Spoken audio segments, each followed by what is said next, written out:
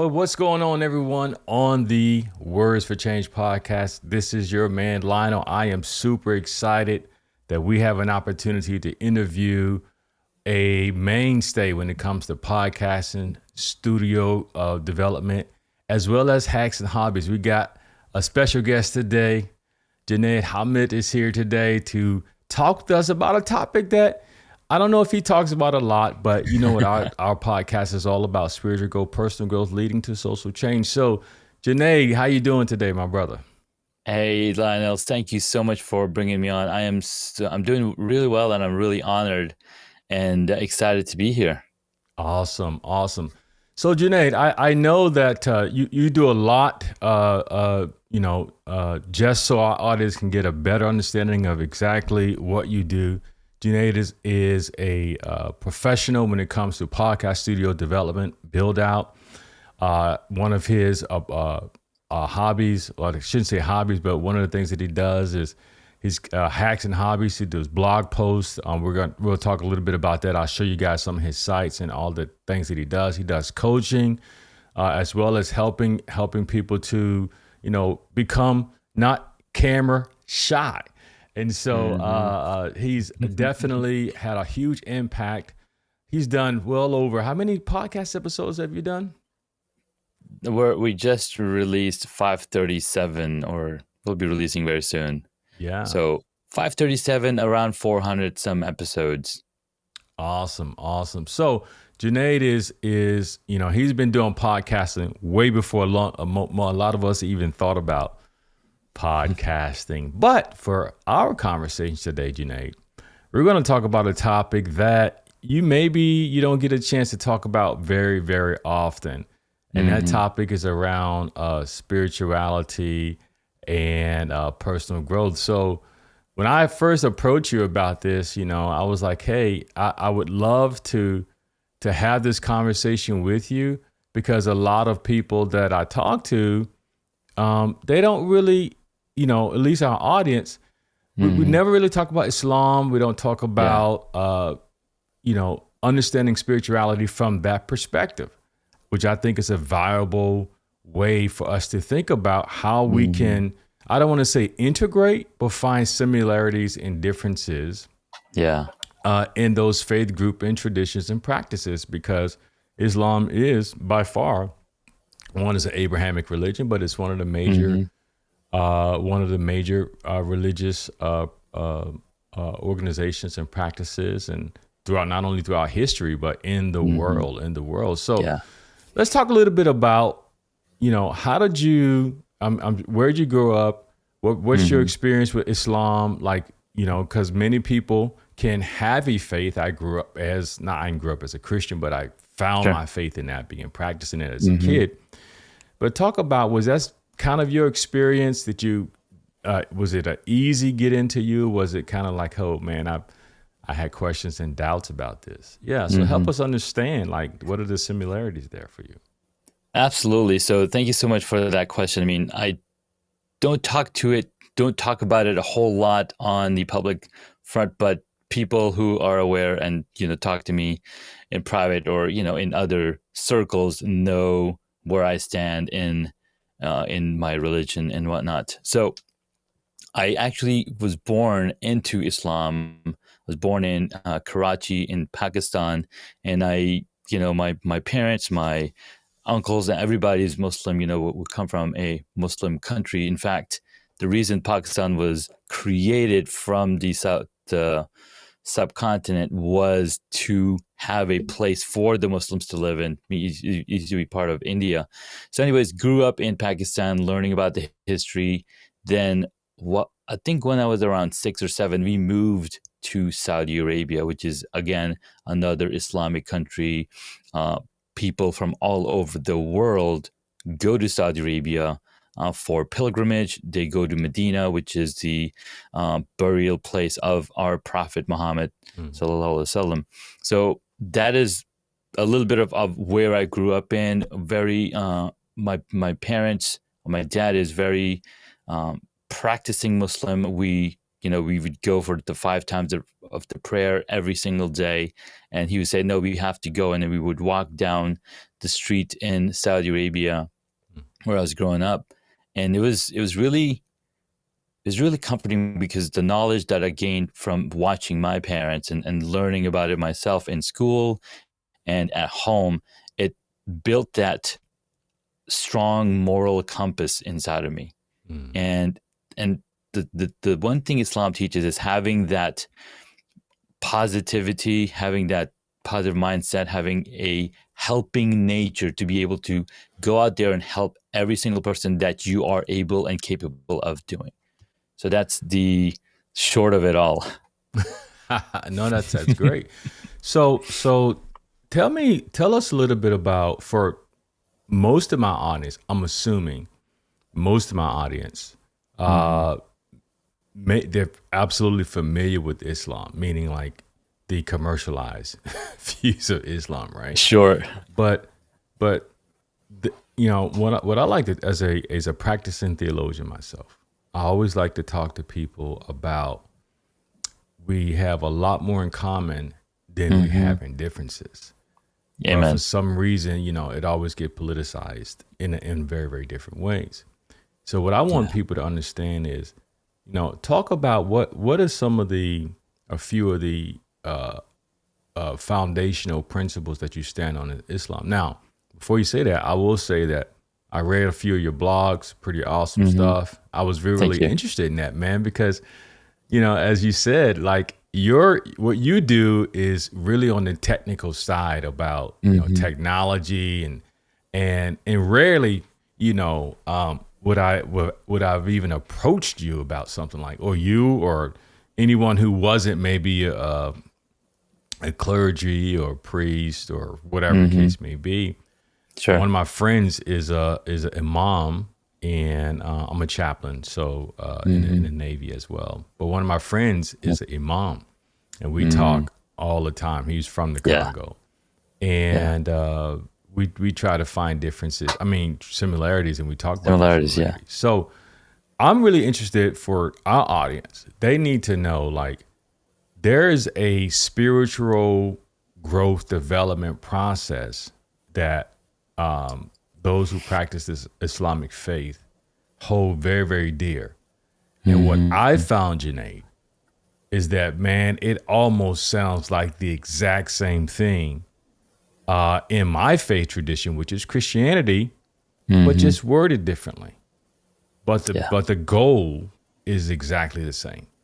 So can you talk about maybe some spiritual growth, like, what are the ethical values that you hold dear in Islam and why that's important? Absolutely. So, like I mentioned earlier, having that concept of being able to help others before you help ourselves. And that's what makes us as service focused leaders. And that's one of the number one things that is taught in Islam, having care for the people around you. In fact, like one of the founding principles. So besides the 5 pillars of Islam, which is there's only one God, right? We believe in that. The next thing is you pray 5 times a day. The third one is you fast for the month of Ramadan. Number 4 is you pay zakat, which is charity, not just charity, but it's basically tax for the cleanliness of your money. And then the 5th thing is the pilgrimage. So those are the 5 pillars of Islam. But the one thing that's closer to all of that is to believe that we're here put on earth to do only one thing and one thing alone, and that is to worship God. That's it. And there are many ways that we can worship God. In doing honest to goodness work, that is worshiping God. In being helpful to your neighbors, to the friends and family, that is worshiping God. Like anything that is close to how nature would have wanted, that is worshiping God. So those are some of the things that I hold really dear to myself. Yeah, and that sounds so very, very similar to Christianity, right? Not. Hmm. I mean, and I know there are differences because I know my audience is like, well, what about this and what about that? But let's focus on the similarities, right? I think that's Yeah. important. One, you said worship God, which is, Mm. you know, that's what Christians focus on as well. Even Hmm. though we there's some differences there about the one God versus the Trinitarian doctrine within Right. Christianity. And Janae, you'd be surprised within Christianity, there's actually a movement called openness doctrine or a Mm. oneness. There's a oneness doctrine within Christianity as well Yeah. that Yeah. that focuses on one God. And so that's a whole nother conversation for another day. Hmm. But serving, giving alms, we call it giving alms in Christianity, Yeah. which is basically the same thing. Mm. You talked about charity, doing charity, right? That's very, very, very important. Let me Mm. ask you this question: How important is charity as it relates to your own spiritual growth and development? Like, do you have is it just something that you do, or it is essentially how your faith in Islam is worked out in the world? I think it's a combination because there's a, and this, I wish I had the image up, but there's a chemical in our minds, right? There's dopamine, there's Right, oxytocin, there's all of these reactions that happen in our mind based on the activities that we do, right. and giving to others and helping others, and you know, donating and giving charity is a form of helping others. Hmm. And that is one of the triggers to, to release oxytocin in our mind, which enables you to, is it oxy? I gotta look it up, No, I but think it's is it cortisol? Well, no, not I think I cortisol. think Is that's a fear? that's That's a yeah, fear yeah, it's a one. fear It's a stress one. Yeah. stress hormone. Yeah, Right. I think So you're right. it releases that chemical in our mind, making us feel good and feel better. And when you feel good and feel better, guess what? You're going to be happier and you want to help even more people. So I think giving charity, and so much so that you're almost like reminding yourself that you have the means to support others who don't.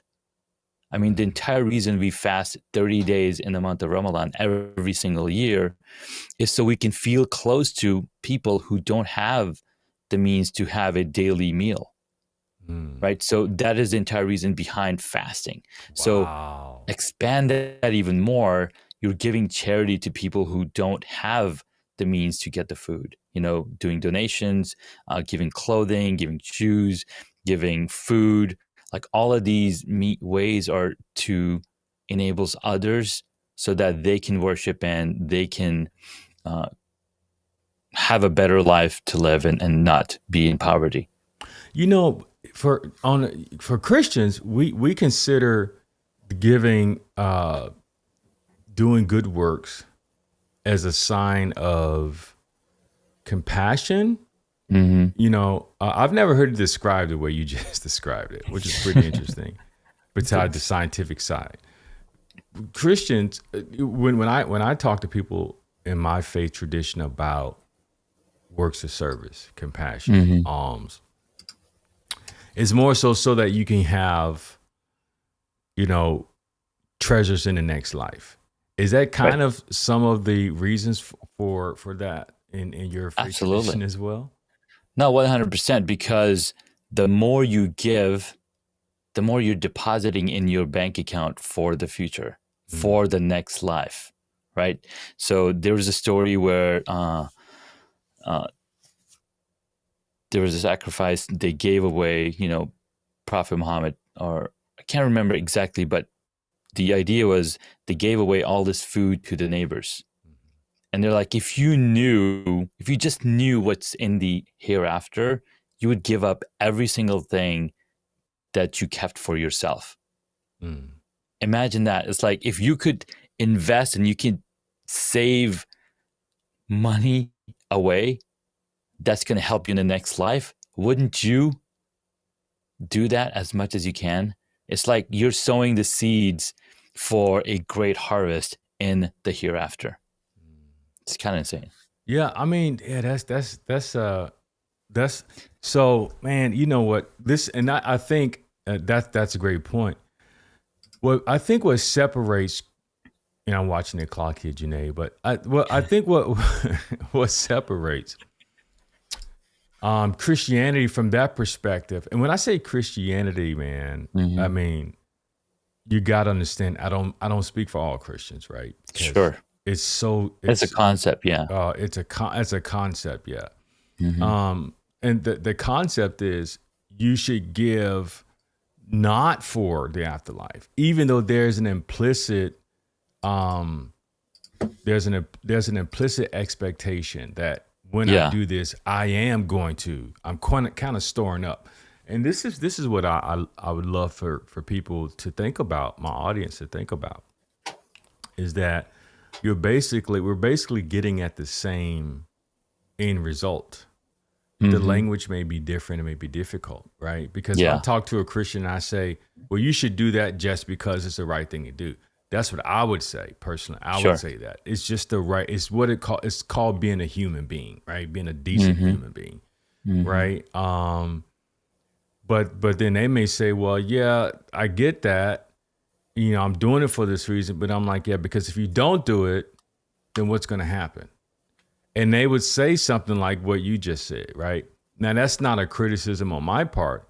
What Right. I'm simply trying to get people to understand is there are very, very similar ways of seeing things when it comes Hmm. to Islam and Christianity.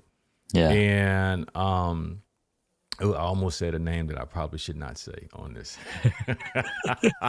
I'd get in big trouble if I did that. But Uh-huh. but but there are some religious leaders in Islam who talk about the similarities in Christianity. Hmm. How was Christianity presented to you? Let me ask you. That's an honest question, man. So so in Islam and in the teachings that I've learned, in these teachings and how the Prophet Muhammad treated other religions, right? We are an open society, and everybody is um, free to make their own decision and to have their own options as long as they're living peacefully. In fact, in Medina, so when the Prophet Muhammad got his appointment, hey, you're the Prophet at age 40 plus, for 13 years, they were living in oppression in Mecca. Mm, And then there's people going and leaving Mecca and spreading Islam in other parts of the country, of the world. So much so that after about 13 years, there was a huge community of Muslims in Medina. mm, So they're like, now it's time to migrate. And the story is so revealing. Like it was like, oh my God, if he's still there, they're gonna kill him. mm, But there was so much respect among people. They're like, hey, we're only after this guy, nobody else. So we have very short time. I would love to tell a story, but what happened right. is they came to Medina, and in Medina, all these people that migrated didn't have anything. No, what I was trying to get to was um, in Medina, the Muslims lived there for about 10 years, and it was the largest population of people from different religions. So Jews and Christians, not Christians, but Jews and other religions lived in the same place. Actually, Christianity, yes, too. What am I thinking? Yes, Christians, Jews, and Muslims all lived peacefully Mm, in this city. So we are very open to other religions, and we have that conversation all the time because guess what? We're all following a book that was sent to us through a prophet, right. right? So we are all from the Abrahamic tradition, or prophets of the books that was sent, to Torah, the Bible, and the Quran. They all are messages and word from God. So Hmm. that's how I believe. And then so Right. we believe that Jesus, or Isa alayhi salam, is a prophet Mm, to and a prophet of God. And it's really, I mean, I can go deep, but Right. Yeah. that's what we believe about Christianity. We don't believe. So one of the things in Islam is that is prohibited or can kick you out of Islam is associating anybody with God. Right. Meaning, there's a surah in the Quran, قُلْ هُوَ اللَّهُ أَحَدٌ اللَّهُ الصَّمَدُ لَمْ يَلِدْ وَلَمْ يُولَدْ وَلَمْ يَكُنْ لَهُ كُفُوًا أَحَدٌ. So it means that one of the ayahs in there says, there is, he does not beget and he does not, give birth. So he is one and only, so he doesn't give birth. So that's one of the surahs in the Quran. Another surah in the Quran, and that goes about the respecting each other of their religions, is a similar surah in the same chapter that goes like, قُلْ يَا أَيُّهَا الْكَافِرُونَ, O non-believers, it is okay for you to believe what you believe and for what we believe and what we believe, because in the end, we are all going to answer for what we believe in the hereafter. So these are stories that we read or chapters that we read on a daily basis in the Quran and in our prayers, and it's a grand reminder of where we come from, where we're going to go, and how to live in this world. Wow, that's great, man. So, man, I wish we had more time, but I know, man. You picked a topic that requires a long time. It does. You know what that means, Junaid? We have to do part. We gotta come back. That's right. That's exactly what that means. All right. So just to round out, right? There are a lot of similarities. The language may be different, absolutely, right? But there are a lot of similarities, and to be 100% fair, there are some theological differences. There are some major theological differences between Christianity and Islam as well. So I'm not going to just act like that doesn't exist. But at the same time, it's most important, I think, for us to think about how we can fellowship, become light workers in the world, if you will, with people who may have different perspectives, but at the same time, we're moving toward making the world a better place. And I think that's what you are about and what you do. And that's definitely what we are about here for Words for Change podcast. Talking a little bit about what you do. Tell us about some of your hit. I think I have your website coming up here, but there we go. Look at this guy, super Junaid. What a website. What is this website about, brother? I see you have blog post here. How cool is that? Yeah, thanks, Matt. So I've been writing on this blog since 2004, I think, if you go all the way back. So I've written a lot of stuff on here, and it just a place that I go back to every once in a while to teach about what I'm thinking and, just write about what is in my mind and what I believe in. So that's been a blog that I've been running for a very long time, and it's still not where I want it to be, but it's coming together. It's coming together. All the different podcast places that I've been to. Man. Yeah. Gosh, look at it. That's a handsome dude, man. Thank you so much. Yeah. Appreciate that. Over 500 episodes. I can't imagine how many podcasts, how many times you've been a guest. Look at this, man. Whew. And I still need to go back and update it because I've been on a few lately that I haven't added. So this one's definitely going to go on there, Words of Changes and the other ones. And I've also spoken on other places. This is the podcast site. Mm-hmm. Thank you for sharing. Yeah, it was a really great journey when I got started podcasting, talking to people. Well, it all started with me documenting my beekeeping journey. And Gary Vaynerchuk just told me, hey, just document your journey. Just document what you're going through and the stories will come. And guess what? Podcasting made me the storyteller that I wasn't. Wow. How cool is that? And then you have another website.